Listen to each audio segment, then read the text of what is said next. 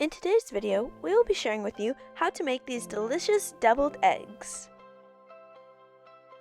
Welcome to Tasty and Quick Recipes. Please don't forget to like, subscribe, and turn on notifications if you enjoy this video. For this recipe, you will need 6 boiled eggs, 2 tablespoons mayonnaise, 1 tablespoon sour cream, 1 teaspoon mustard, 1/4 teaspoon salt, a 1/4 teaspoon of pepper, and a 1/4 teaspoon of cumin.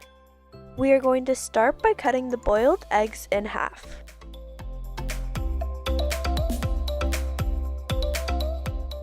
We are going to remove the egg yolk from each side of the egg.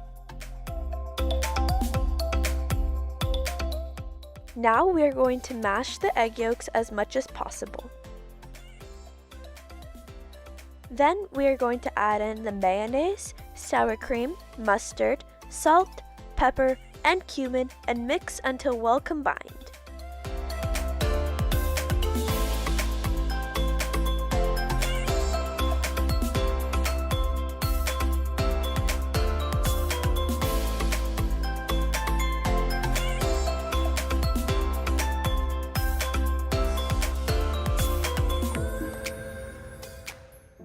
We are going to transfer this mixture into a piping bag.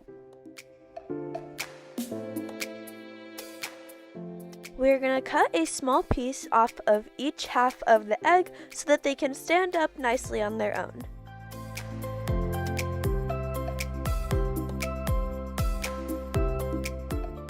We are going to pipe our filling into each half of the egg.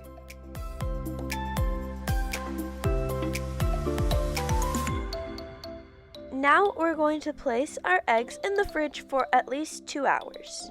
Our deviled eggs are finished and you can plate and serve. This is optional, but you could also sprinkle some paprika on top of the eggs.